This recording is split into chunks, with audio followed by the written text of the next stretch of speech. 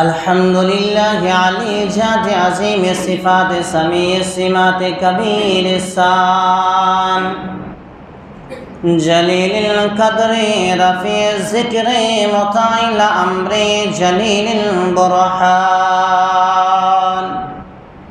फ़ख़ीम इस्म अजीज इल्म वसील हिल्म कसीर ग़फ़रान जहील सनाए जजील अताए मुजीब दुआए अमीमिल इहसान शरील हिसाबे शदीदिल इक़ाबे अलीमिल अजाबे अजीज सुल्तान वअशहदु अल्ला इलाहा इल्लल्लाह वअशहदु अन्न मुहम्मदन अब्दुहु व रसूलुहु अम्मा बअद फ़अऊज़ु बिल्लाहि मिनश शैतानिर रजीम बिस्मिल्लाहिर रहमानिर रहीम इन्ना इद्दतस शुहूरि इंदल्लाह इस्ना शरा शहरन फ़ी किताबिल्लाहि यौमा खलक़स समावाति वल अर्ज़ा मिन्हा अर्बअतुन हुरुम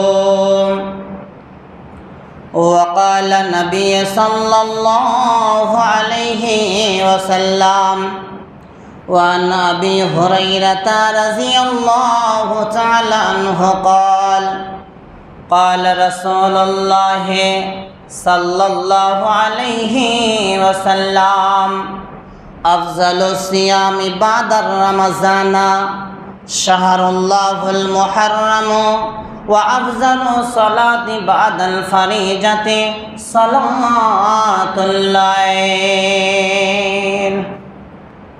वक़ाल नबी सल्लल्लाहु अलैहि वसल्लम वअन अबी क़तादता रज़ियल्लाहु तआला अन्हु अन्न रसूलल्लाह सल्लल्लाहु अलैहि वसल्लम वसियाम यौमे असुरा अहतसिबु अलल्लाह अन युकफ्फिरा सनतल्लती क़ब्लहु रवाहु मुस्लिम। उपस्थित इस्लाम दरदी भातृबृंद, प्रशंसा मात्रेই সেই মহান আল্লাহ পাক রব্বুল ইজ্জাতের জন্যে, যিনি সর্বশক্তিমান,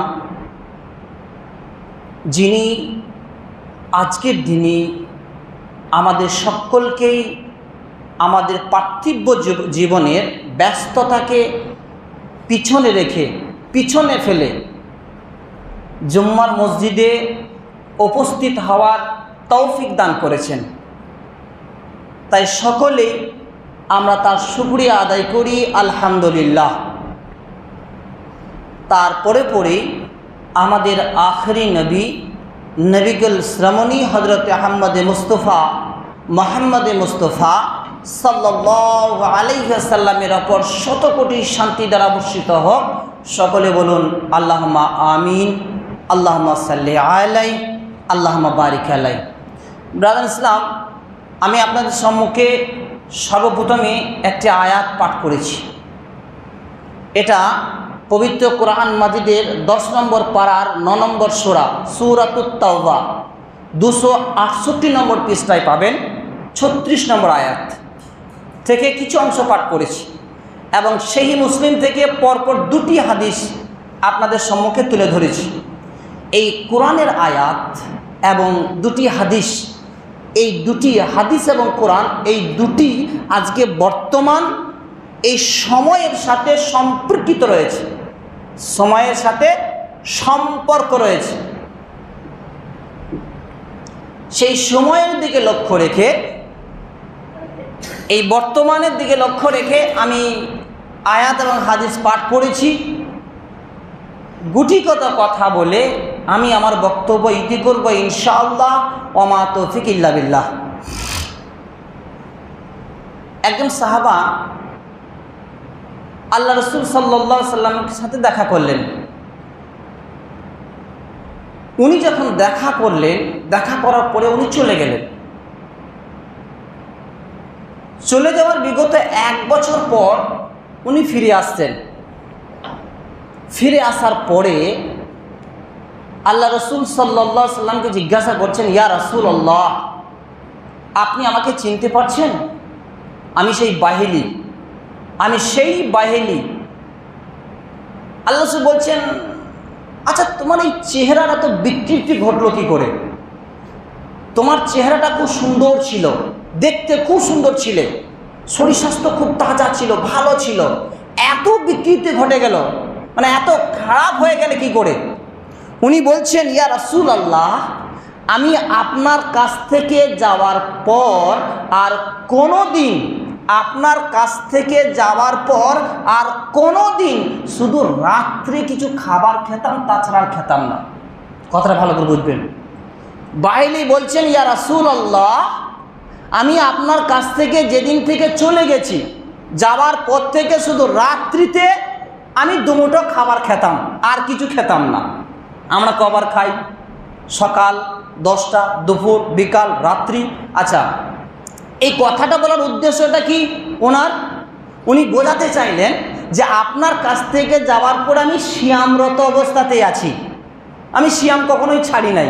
কারণ আপনি যে সিয়ামের যা গুরুত্ব আলোচনা করেছেন আর সিয়ামের যে ফজিলত আলোচনা করেছেন, তাতে আমি সিয়ামকে আর ছাড়তে পারিনি।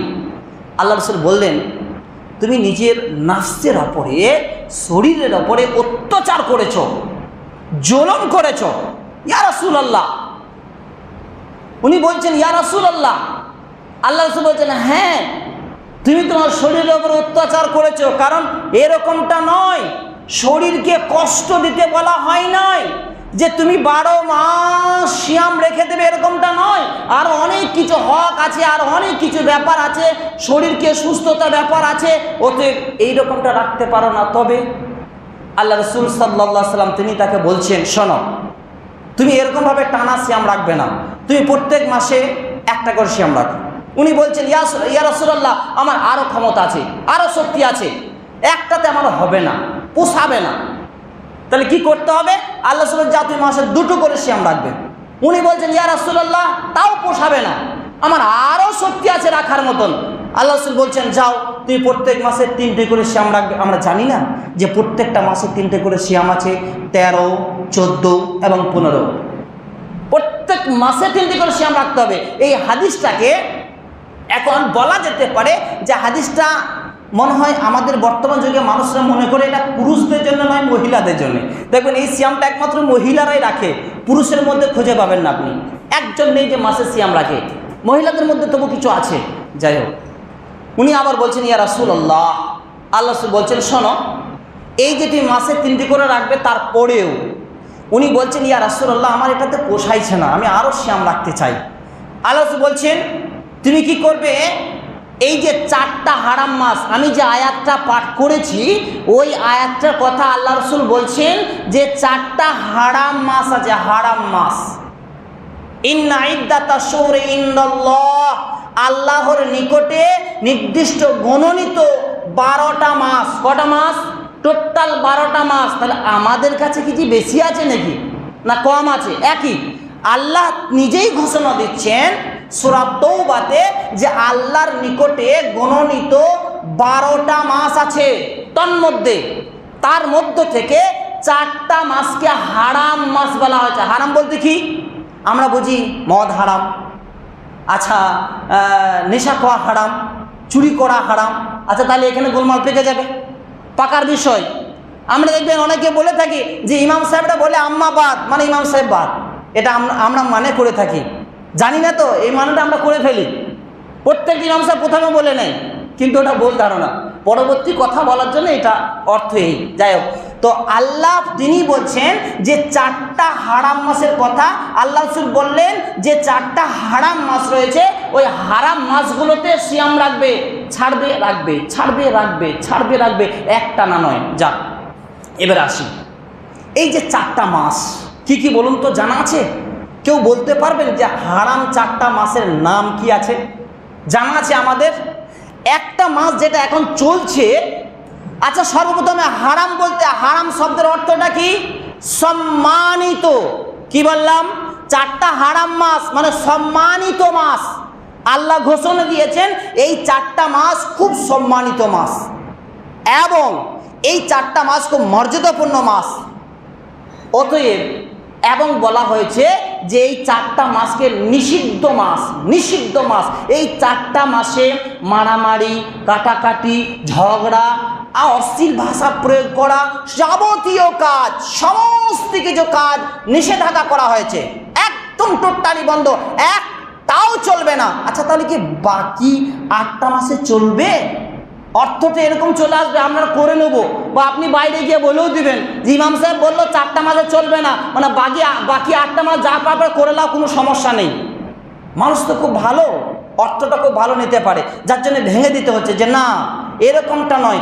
এই 4টা মাসকে নির্দিষ্ট করে হারাম করা হয়েছে, সম্মানিত করা হয়েছে, তার অনেক কারণ আছে, অনেক কারণ ভিতরে লুকিয়ে আছে। যাই হোক, এই 4টা মাস হলো জুলকাদা, জুলহিজ্জা, মুহররম, 3টে, আর একটা কয়েকটা মাস পরে রজব। এই 4টা মাস হলো হারাম মাস। এই 4টা মাসের সম্পর্কে বলা হয়েছে আমাদেরকে এই মাসগুলো বেশি বেশি করে সিয়াম, যেমন জুলকাদা, জুলহিজ্জা আমরা সিয়াম রাখলাম না, আল্লাহ সাল্লাল্লাহু আলাইহি একটানা রেখেছেন 1 থেকে 9টা পর্যন্ত সিয়াম আমরা রাখলাম, আরাফা সিয়াম, অনেকে 9টা সিয়ামও রেখেছি। এই যে এর ভিতরে রয়েছে জুলহিজ্জা, একটা মারাত্মক মাস। জুলহিজ্জা মাসটা একটা অত্যন্ত গুরুত্বপূর্ণ মাস। কেন? ওই মাসটাতে অনেক কিছু লুকিয়ে রয়েছে, আমরা জানি না, জানার চেষ্টা করি না, যার জন্য আমরা মাসটাকে গুরুত্ব দিই না। অতএব ঠিক সেই রকম এই যে মুহররম মাস, এই মাসটা সম্পর্কে একটা কথা, এই মাসটাতে কিছু বিদআত, কিছু শিরক আমাদের মধ্যে ঢুকে আছে। এই মাসটাতে আমরা বিদআত করতে অভ্যস্ত, শিরক করতে অভ্যস্ত। এই মাসে আল্লাহ বলেছেন কি যে ইন্না ইদ্দাতাশ শুহুরি ইনদাল্লাহ, আল্লাহ পরিষ্কার করে বলে দিলেন আল্লাহর নিকটে 4টা হারাম মাসের কথা, যে আল্লাহ বললেন গুণনীত 12টা মাসের মধ্যে 4টা হারাম মাস। এই 4টা মাসকে তোমাদেরকে কি করতে হবে? সতর্ক থাকতে হবে, নিষিদ্ধ পালন করে নিতে হবে, সম্মান দিতে হবে এই 4টা মাসকে। আর আমরা এই 4টার মধ্যে এই মুহররম মাসটাকে সম্মান কিভাবে দিই, কেমন করে দিই? মুহররম খেলে কিভাবে দিই? তাজিয়া বের করে কিভাবে দিই? হোসাইন রাদিয়াল্লাহু তাআলা আনহুর একটা মূর্তি তৈরি করে একটা গাড়ির ওপরে চাপিয়ে ফুল টুল হাবি জাবি দিয়ে তাকে রাস্তার মধ্যে বের করে নিয়ে, আচ্ছা লাঠি সুটা নিয়ে বেড়াবেড়ি করে বিভিন্ন রকমভাবে তলোয়ার, খঞ্জন, এই সমস্ত জিনিসগুলো এক জায়গাতে বেঁধে নেওয়ার পরে পিঠে পেটে বিভিন্ন রকমভাবে আঘাত করা হয়। আর আল্লাহ পরিষ্কার নিষেধ করেছেন এই মাসটাতে এগুলো সম্পূর্ণ নিষেধ, হারাম। তারপরেও আমরা এই মাসটা এইভাবে উদযাপন করছি, আমরা মনে করে থাকি, বা পাশে যারা হয়তো আমরা সম্পূর্ণ মনে না করলেও পাশের থেকে একটু ছিটা লেগেছে, আমরা মনে করি এই মাসটাতে যে হোসাইন রাদিয়াল্লাহু তাআলা আনহুকে কতল করা হয়েছিল তার সাথে সম্পর্ক আছে। একদম মিথ্যা, বানোয়াটি ঘটনা, এছাড়া আর কিছু নয়। যেটা মনে করি যে হোসাইন আর ইয়াজিদের ব্যাপারে যে হক আর বাতিলের লড়াই হয়েছিল, যার জন্য হোসাইনকে হত্যা করা হয়েছিল, এটা মিথ্যা কথা, এটা বানোয়াটি লেখা কথা। আপনি বিশ্বাস করেন? হ্যাঁ বিশ্বাস করেন। কেন বিশ্বাস না করলে পাশে কি করে যান মহরম খেলা দেখতে? জয়দেবে তো সব গিয়ে দাঁড়িয়ে থাকেন। আচ্ছা চলবে, আগে চলবে। জয়দেবের চৌমাথাতে মহরম খেলা হয়, পাশের গ্রামে হয়, আপনি গিয়ে দাঁড়িয়ে থাকেন। আপনি নিজে যান, আপনার বউকে নিয়ে যান, আপনার ছেলেকে নিয়ে যান, কি সুন্দর করে গিয়ে দাঁড়িয়ে থাকেন। চলবে তো? যাবে তো? জায়েজ আছে তো? গোনাহ হবে না তো? আচ্ছা আল্লাহ কি বলেছেন? আচ্ছা সুদ, আচ্ছা সুদ, সুদ যে নিচ্ছে দুষ করছে, যে দিচ্ছে দুষ করছে, আচ্ছা পাশে যে বসে রয়েছে নবী বলছেন 3 জন সমান অধিকারী। কি বলছেন? সুদ লেনা, দেনা আর লেখনা তিনও হারাম, 3টেই হারাম, 3 জনের সমান গুনাহগার। তা আপনি গিয়ে দাঁড়িয়ে দাঁড়িয়ে দেখবেন, আপনি ভাবছেন বেঁচে যাব, আপনাকে বাঁচিয়ে দেওয়া হবে, ভারী মজা। মরে দেখুন একবার আপনি কি করে বাঁচতে পারেন। অতএব আল্লাহ নবী সাল্লাল্লাহু আলাইহি সাল্লাম তিনি পরিষ্কার করে বলে দিয়েছেন কি যে এগুলো সম্পূর্ণরূপে হারাম। মুহররম খেলা হারাম। কি বললাম? মুহররম খেলা হারাম। পৃথিবীর কোনো আলেম নেই যে বুখারী, মুসলিম, আবু দাউদ, তিরমিজি, নাসাই, ইবনে মাজাহ, মিশকাত, বুলুগুল মারাম কোনো একটা হাদিসে প্রমাণ দেখাতে পারবে না যে ইসলামে মুহররম খেলা জায়েজ আছে। ওতে মুহররম খেলা হারাম। তাজিয়া বের করা হারাম, তাজিয়া বের করা হারাম। মদ খেয়ে তলোয়ার নিয়ে পিঠগুলো কেটে দেওয়া, পেটগুলো কেটে দেওয়া, রক্তাক্ত করা, রঙের নামে লাল রং দিয়ে রক্তের নামে হোলি খেলা, এগুলো সম্পূর্ণরূপে হারাম, এগুলো বিদআত, এগুলো যাবে না। যেমন মুহররম খেলাটা হারাম, আপনার দেখাটাকেও হারাম। কেন? ওখানে গিয়ে দলটাকে আপনি ভারী করতে পারেন না, আপনি পাবেন না, ওখানে যাওয়া যাবে না। দেখবেন কত মারাত্মক ভুল ধারণা। যেমন হুসাইন রাদিয়াল্লাহু তাআলা আনহুকে নিয়ে তারা কি করছে? মেতে আছে, গলাতে ফুল মালা হাবিজাবি দিয়ে থাকে। ওনাদের বক্তব্য কি জানেন? যে আল্লাহ রসুলকে নবী করা হয়েছে, এটা ভুল হয়েছে। কি বললাম?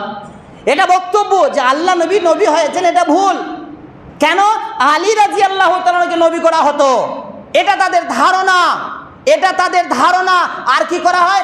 আয়েশা রাদিয়াল্লাহু তাআলা আনহার একটা মূর্তি তৈরি করা হয়, মূর্তি, তারপরে ওটাকে কাটা হয়, ওটাকে কি করা হয়? আর তলোয়ার মারা হয়, ওটাতে কি করা হয়? তীর মারা হয়, একদম রক্তাক্ত করা হয়। এগুলো মারাত্মক বিষয়, একদম সম্পূর্ণ বিদআত এবং সম্পূর্ণরূপে হারাম। এগুলো একটাও যাবে না, শরীয়তে কোথাও এগুলো জায়েজ নেই। শুধু তাই নয়, এই মুহররম মাসের সাথে আমি যতগুলো বললাম, মুহররম খেলা বলুন, তাজিয়া বের করা বলুন, আপনারা রাস্তাঘাটে দেখেছেন যে তলোয়ারগুলো একসঙ্গে বেঁধে পিঠে রক্ত বের হয়ে যায়, পেটে রক্ত, শরীরটা কেটে দেয়। এ কি ইসলামের মহব্বত? এরা কি ইসলামকে ভালোবাসে? ওদেরকে জিজ্ঞাসা, নামাজ দরকার নেই, আচ্ছা সিয়াম, আচ্ছা মুহররম মাসে সিয়াম আছে, ওগুলো প্রয়োজন নেই। কী করেছে? আমার মতো ইমানদার কে আছে দেখেলে বুক থেকে ফাটে রক্ত হবে, আমার মতো ইমানদার কে আছে বুক থেকে চিরে দেখা হবে।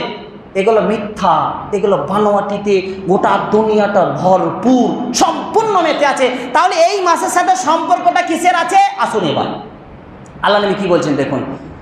ওয়াকালা নবী সাল্লাল্লাহু আলাইহি ওয়াসাল্লাম ওয়া আন আবি হুরায়রা রাদিয়াল্লাহু তাআলা আনহু قال قال رسول الله صلى الله عليه وسلم أفضل الصيام بعد رمضان شهر الله المحرم وأفضل الصلاة بعد الفريضة صلاة الليل। আল্লাহ নবী বলছেন, আবু হুরায়রা রাদিয়াল্লাহু তাআলা হতে বর্ণিত আছে, তিনি বলেন আল্লাহ রাসূল সাল্লাল্লাহু আলাইহি সাল্লাম তিনি বলছেন, আফজালুস সিয়ামে বাদার রমজানা শাহরুল্লাহুল মুহাররম। আল্লাহ নবী বলছেন যে রমজান মাসের পরে পরে সবথেকে উত্তম সিয়াম হলো এই যে মুহররম মাসের সিয়াম। কি বললাম? রমজান মাস, এটা আমাদের প্রত্যেকেরই জানা আছে যে কত মূল্যবান মাস, কত গুরুত্বপূর্ণ মাস। সেই সিয়ামের কথা আমরা সবাই জানি। আল্লাহ রাসূল বলছেন রমজান মাসের পরে পরে সবথেকে উত্তম সিয়াম হলো মুহররমের সিয়াম। কেন জানেন? এই রমজান মাসের সিয়াম ফরজ হওয়ার আগে এই মুহররম মাসের সিয়ামটা ফরজ ছিল। কি বললাম? আর একবার বলছি, রমজান মাসের সিয়াম ফরজ হওয়ার আগে এই মুহররম মাসের সিয়ামটা ফরজ ছিল। যখন রমজান মাসের সিয়ামটা ফরজ হয়ে গেল, তখন এই মুহররম মাসের সিয়ামটাকে আল্লাহ রাসূল তিনি বললেন এটা যার ইচ্ছা রাখবে, যার ইচ্ছা ছেড়ে দেবে, এটার ফরজ নেই। তবে আল্লাহ রাসূল বললেন যে আফজালুস সিয়ামি বাদার রমজানা, রমজান মাসের পরে সবথেকে উত্তম সিয়াম হলো এই যে মুহররমের সিয়াম।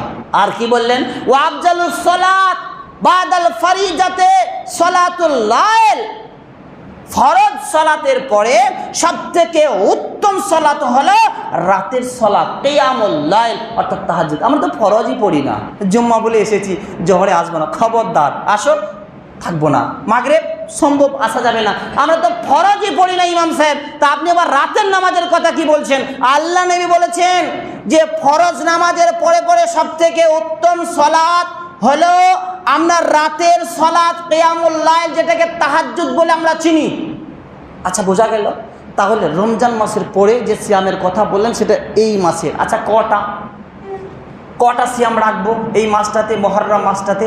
আরাফাতে রেখেছিলাম একটা, কিংবা জুলহিজ্জা মাসে ছিল 1 থেকে টানা 9টা। আচ্ছা, তাহলে মুহররম মাসে সিয়াম রাখতে হবে আপনাকে 2টো। কি বললাম? মুহররম মাসে সিয়াম রাখতে হবে 2টো, একটা 9 তারিখ এবং 10 তারিখ। এই দুটো। আজকে মুহররম মাসের 5 তারিখ, আরবি মুহররম মাসের, আর আরবি মাস হিসেবে এই মুহররম মাসটা প্রথম মাস। ইংরেজি মাস যেমন আপনি জানেন জানুয়ারিটা প্রথম মাস, এই আরবি মাস হিসেবে মুহররম মাসটা হলো এই মাসে আপনাকে দুটো সিয়াম রাখতে হবে, 9 তারিখে একটা, 10 তারিখে একটা। আল্লাহ রসুল সাল্লাল্লাহু আলাইহি সাল্লাম তিনি দেখলেন যে ইহুদিরা এই সিয়ামটা রাখছে। আল্লাহ রসুল জিজ্ঞাসা করলেন, আচ্ছা তোমরা সিয়ামটা কেন রাখো, কেন রেখেছো? তারা বলল, ইয়া রাসূলুল্লাহ, আমরা যে সিয়ামটা রেখেছি এই মুহররম মাসের 10 তারিখে মুসা আলাইহিস সালামকে তাড়া করা হয়েছিল। কি বললাম?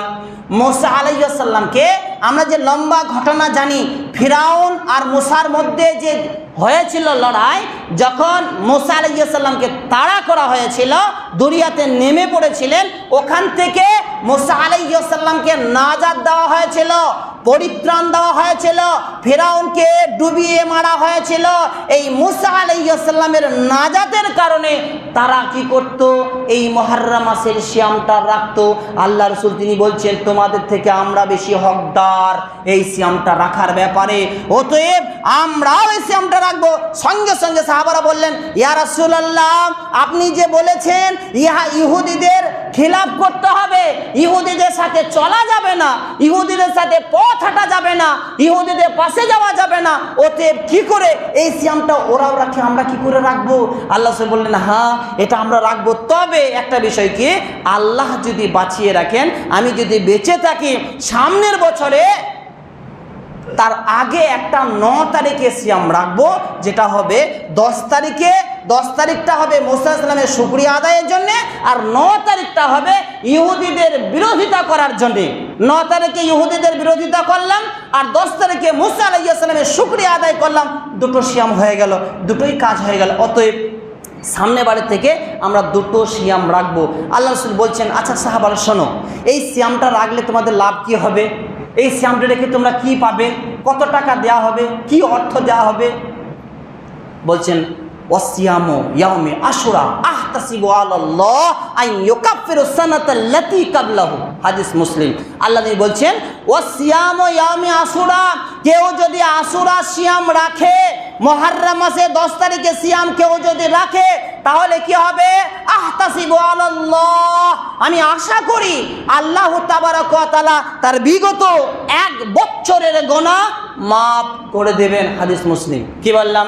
আল্লাহ রাসূল বললেন, যদি কেউ আশুরা সিয়াম রাখে, তাহলে বিগত 1 বছর, একদিন নয়, 2 দিন 10 দিন নয়, 1 বছর সাগিরা গুনাহ যত আছে সমস্ত গুনাহ আল্লাহ তাবারক ওয়া তাআলা মাফ করে দেবেন এই সিয়ামটা রাখলে। ব্রাদার ইসলাম, তাহলে এবারে ফয়সালা আপনারাই করুন, আপনাদের হাতেই। কি যে আমরা সিয়াম রাখবো নাকি মহরম খেলতে যাব, আমরা সিয়াম রাখবো নাকি হালুয়া রুটি বানাবো, আমরা সিয়াম রাখবো নাকি তাজিয়ার পিছনে ছুটবো, কোনটা সঠিক, কোনটা করলে লাভ হবে? পৃথিবীর কোনো হাদিস নেই কোনো জায়গাতে আপনি ওগুলোর পিছনে ছুটলে আপনার কোনো লাভ হবে, বরঞ্চ আপনার ক্ষতি হবে, বিদাত করা হবে। আর বিদাতের গুনাহ আপনার কি হবে?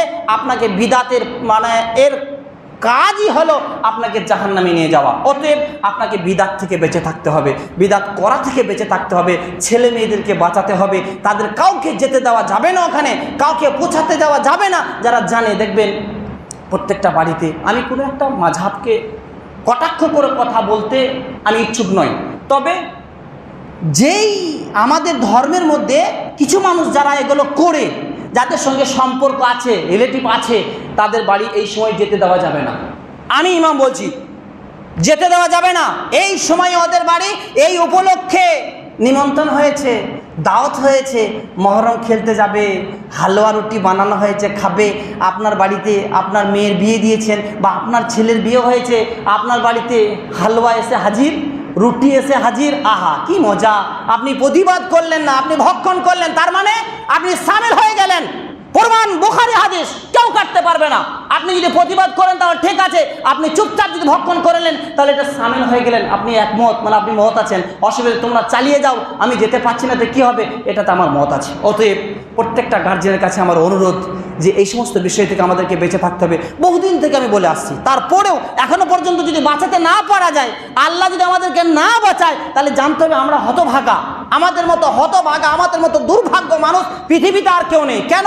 এত কিছু বলা, এত চেষ্টা করার পরেও আপনি যদি না মানেন, আপনি যদি না শুনেন, কাল কিয়ামত থেকে আপনাকে কে বাঁচাবে? কে যাবে আপনার কাছে? সুপারিশ আল্লাহ নবী করবেন না।